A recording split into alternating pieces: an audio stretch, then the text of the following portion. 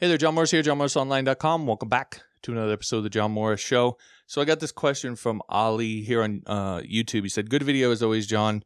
I have a question for you. Would you recommend working for free just to get job experience? And there was a comment from Rick that I actually thought was pretty good. So I wanted to highlight that here. And I generally agree with what Rick's saying, but I do want to add a few things to it. So Rick said, it's my opinion as a webmaster and website marketer for a number of years.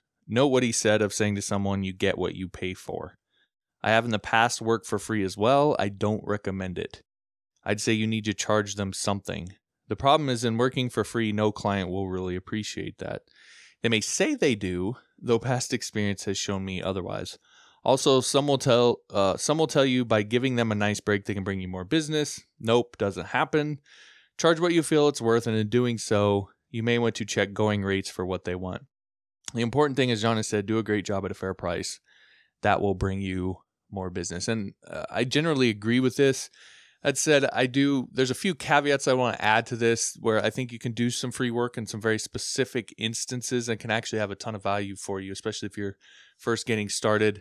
I also did some free work when I first got into web development, and I sort of made some of the mistakes. And so I want to tell you a little bit about my experience with it, when you should consider doing it, and some of the reasons why you absolutely should not and when you should not, and then some of sort of the hard, fast rules you need to keep in mind if you are going to do it, no matter the situation or no matter the context. So to give you a clearer picture of when to, when not to, and how to go about actually doing that. So that's what we're going to get into in this episode. Of course, before I do that, I do want to ask you to become a supporting listener of the show over on Patreon. Now, obviously, besides just supporting the show and helping me to continue to do this, which I would really appreciate, you're also going to get access to a ton of perks over there. So I keep my Patreon simple. It's one level.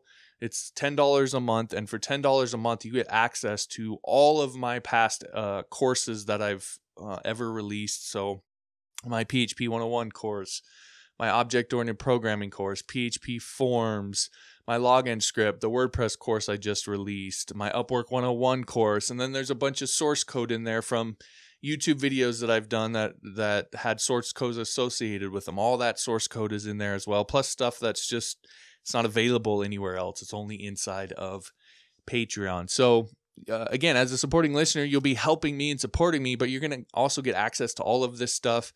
And I've made the promise that you also get access to all of my future courses. So whenever I create and release a new course, I release that over on Patreon first. And so you're going to get access to that as well whenever they come out. So my Upwork Module 2, my Upwork 101 course that I'm going to release this month, you'll be getting access to it first. You don't have to do anything. Just be a supporting listener of the show over on Patreon and you just get access to it all. So again, I think it's a pretty good deal, and like I said, I would really appreciate you helping support what I do here. So the link for that is johnmorrisonline.com/Patreon. I think there will be a little thing that pops up right here if you're listening on, or if you're on YouTube. If you're listening to the audio version, again, just go to johnmorrisonline.com/Patreon, and I'd appreciate that.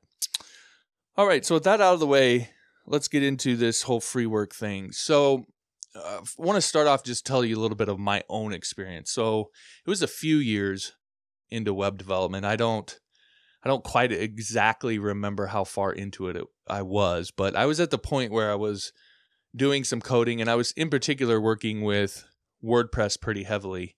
And I had people that I knew. I wouldn't necessarily call them family or good friends, but I had people that I knew in different sort of circles that I was involved with, several that I had sort of met online. And I even had some of them that approached me asking for paid work. And I would always tell them that I just wanted to do it for free. And I remember one guy in particular, this is where the one that always kind of sticks with me. He asked me to do some paid work for him, and I told him that I preferred to just do it for free. And he wrote me back and sort of refused to let me do it for free, which I thought was really, really weird. And the basic point that he made was, I don't want you to do it for free because if you do it for free, you can sort of walk away at any point, and I don't really have anything that I can say or do. I want to pay you so that you're committed to my project and you'll follow through and see it through. And that was sort of the moment for me. I had been doing paid work before, or free work before that, for people that I knew, some friends, maybe some family in there. I can't quite remember, but I had been doing free work for a while up to that point. And that was the moment when it became clear for me that I was using that as a sort of an excuse, because I was scared to do paid work. I was scared to have somebody pay me and then have me fail at it, have me bail on it, have me not be able to complete at it. It was fear that was ultimately holding me back from doing paid work. And I had sort of built it up in my mind. It was that I just needed to learn more stuff. I was building, I was networking and building a portfolio and all this sort of stuff. I had come up with all these excuses as to why I wasn't doing paid work. But when he sort of refused to let me do it for free, it made it very clear to me. And the way he said it, it made it very clear to me that I was afraid of that commitment. I was afraid of that pressure. And so I bring that up just to say that I'm going to go through some reasons why you shouldn't do it, and then some reasons why you should do it and how to go about doing it. But the one thing that I want to make sure that you get throughout this entire thing, and from this video, if you get nothing else, is don't let free work and the things we're going to talk about become an excuse to justify continuing not doing paid work, because you're sort of scared of that pressure. You're scared to take that leap and make that commitment, because I think that's a real thing, and I think a lot of people deal with it. And that's why some of the rules that I have in place that I'm going to tell you about are very, very important that you follow these. So I just want to make that point first and foremost. Don't let it become an excuse for you not to take paid work. All right, now, when it comes to, okay, should you doing it? So there's some reasons you shouldn't do it. And what I mean by reasons you shouldn't do it is not sort of in a global sense, but I'm saying if these are your reasons why you're thinking of doing paid work, these are bad reasons. These are reasons that you shouldn't, these shouldn't be the reasons why you do free work. So to get referrals, and Rick sort of mentioned this, the reason why. Most of the people that you do free work for aren't going to send you referrals. And if they do send you referrals, it's going to be for other people to do free work. That's just the way it works. I mean, there's now and again some exceptions to that, and I'm sure you'll find people out there who got paid work from free work. But in my experience, the people I know and talk to, 90% of the time, if you even get referrals, it's going to be referrals for more free work. So it's sort of pointless to think, or it's an illusion to think that you're going to do free work to get a bunch of paid referrals. It just doesn't really ever happen that way. A lot of people like to say that, but the reality of people who've actually done it, it just doesn't work all that often. So if you're doing it to get referrals, that's not a good reason to do it. Another one is to get future business. So a lot of times what a potential client will say is, do this for me for free, and I have more work coming. I mean, that's obviously almost anybody hearing that, it's sort of a trick, but sometimes when you're new and you're just trying to get going, you can sort of allow yourself to knowing in the back of your mind it's probably not going to happen. You can allow yourself to believe it. I'll just tell you straight up, that person, it's not going to happen. I mean, it almost never happens that someone says, hey, do this free work for me and then you'll get paid more work. They're just manipulating you.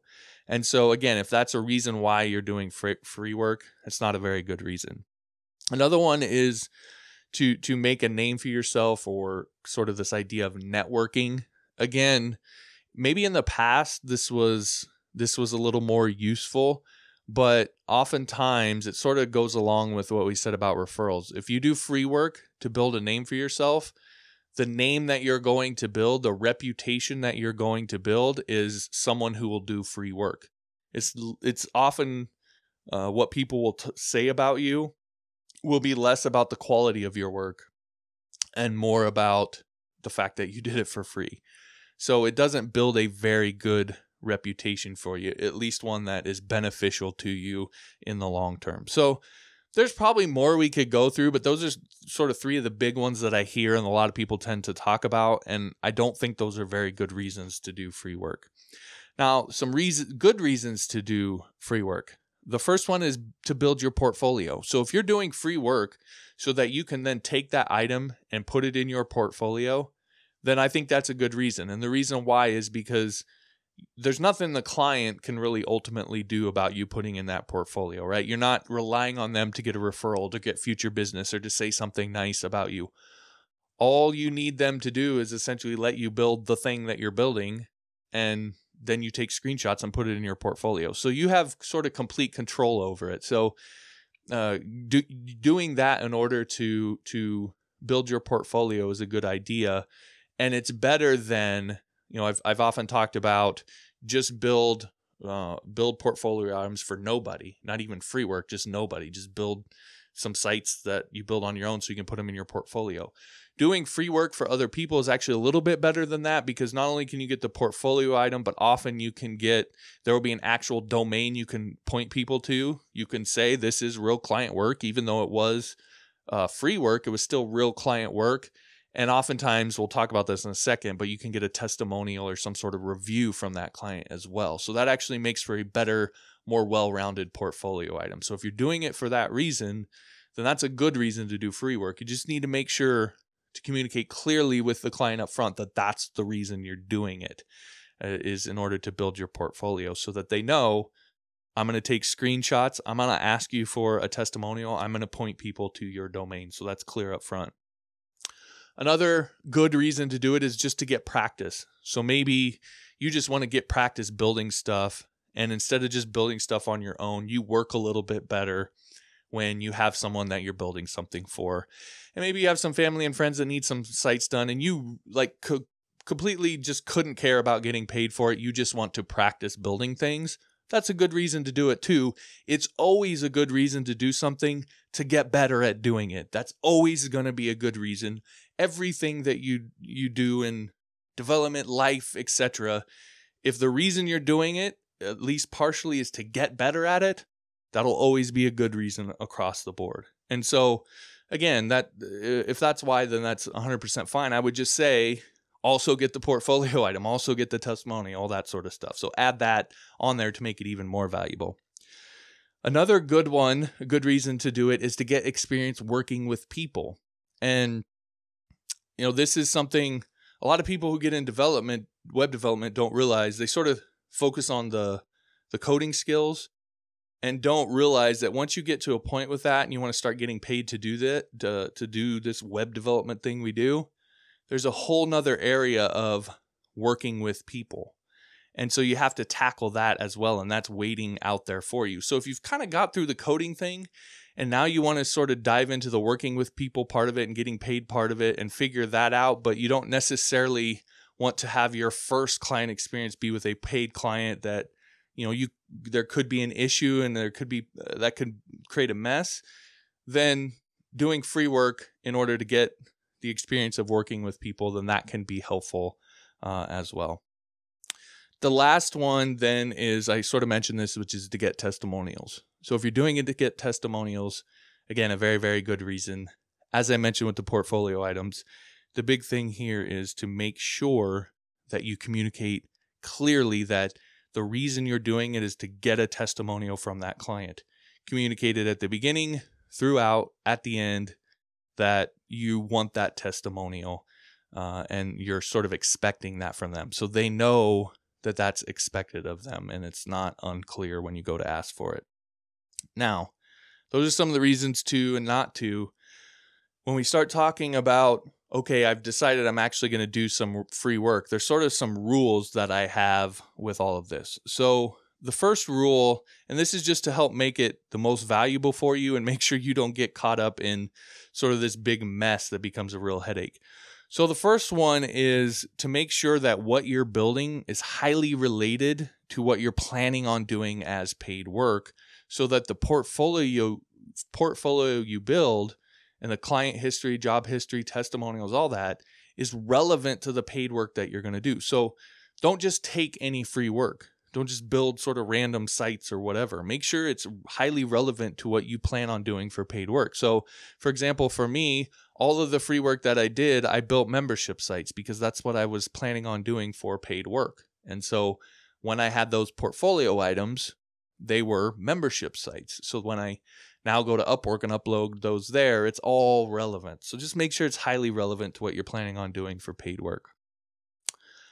Another one is be very clear up front about what they can and cannot expect from you in terms of the interactions that you're going to have back and forth. So make sure scope is really clear. Make sure how much you're going to communicate is really clear, and that you don't let them eat up your time and your sanity, because if you let them, they will. And free clients who are you're doing free work for are often the worst. Paid clients often are a lot better about this because oftentimes they're paying you by the hour, so it sort of costs them.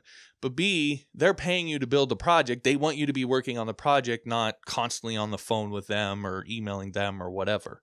So with free work, people sort of just tend to think they don't really think about your time, and they just tend to eat it all up. So just be very, very clear about your time and how much access they're going to have to you and so forth, especially if it's family and friends, because family and friends, like that, they just a lot of times don't have a sense of those limits, because in every other part of your life, they really aren't any limits. So just be very, very clear about that. It sort of leads into this next one, which is say no to people with whom you have important relationships. So if this is a relationship that's really, really important to you, then I highly recommend you don't do free work for them. And the reason why is because especially if this is your first work that you're doing, there's a really good chance you're going to screw it up. It's not going to go perfect. And that doesn't mean you're going to mess up the site, but maybe you won't communicate as much as they think that you should, or maybe you'll get angry at one point because they want you to do something stupid or whatever. There's a really good chance that's going to happen. And if it's an important relationship, a relationship that is a good relationship, you probably don't have those sorts of boundaries in other parts of your life and other parts of your relationship. So when you get into this work sort of relationship, you're gonna talk to them different. It's just gonna be different, and there's a really good chance that you could ruin that relationship by trying to do free work for them. So if it's an important relationship, just simply don't do it. It makes your life a lot easier. I sort of mentioned this, but whatever the reason is why you're doing this is sort of the fourth rule. Whatever the reason is why you're doing this, make sure you communicate that from the start, throughout, and at the end. So if it's for a testimonial, make sure you tell them, I'm doing this for a testimonial. Or if it's portfolio, I'm doing this for a portfolio. Or if it's, I'm doing this to get better in practice, or whatever it is, make sure you communicate that clearly up front to them so they know what's in it for you. They know what's expected of them, but they also know sort of your motivation and your purpose in doing all of this. Okay. It just makes everything go a lot smoother. The final thing is just sort of real quick. I talked about this in a past episode, but if feasible, and by that I mean if the person you're doing the free work for is capable of doing this, you think, and is someone that this would work with, then ask them to role play being a real client. Ask them to pretend like they don't know you, that they're the real client, and you're gonna do this with them, so that you can sort of get that experience of closer to working with a real client. That can be really, really beneficial. Role playing is a really good way to get good at any particular skill. So those are sort of my 5 rules. The last big one is you need to limit whatever you kind of free work you do, you need to limit it to a set time period or number of portfolio items. And this goes back to what I said about my own experience, so that you don't start using this free work as an excuse because you're sort of scared to take on paid work like I was. So I'm going to do it for a year. I'm going to do it till I get 5 portfolio items, and then I'm done, period. There's no exceptions, no excuses. I'm going to start doing paid work after that. That is absolutely critical, so that it doesn't become this sort of ongoing, endless thing, and you let fear sort of dictate that you just keep doing this free work. I've had it happen to me, And I can tell you it's very, very debilitating and frustrating. So set a specific time period or number of portfolio items and then stick to it. Now, of course, when you sort of make that transition from doing this free work and setting yourself up like this, you want to move into doing paid work, then you have to actually sort of learn the skills of going out and getting paid work. And one of the great places that you can do that is the number one freelancing site on the planet, which is Upwork. Now, one of the things that people tend to struggle with when they get on Upwork is not really understanding exactly how that system works. A lot of people fall into this trap of thinking that Upwork is there for the freelancer. They're there for you to help you get work, and you don't really have to do anything. They're sort of there to bring you all of the work that you want, and it's not really the case with Upwork.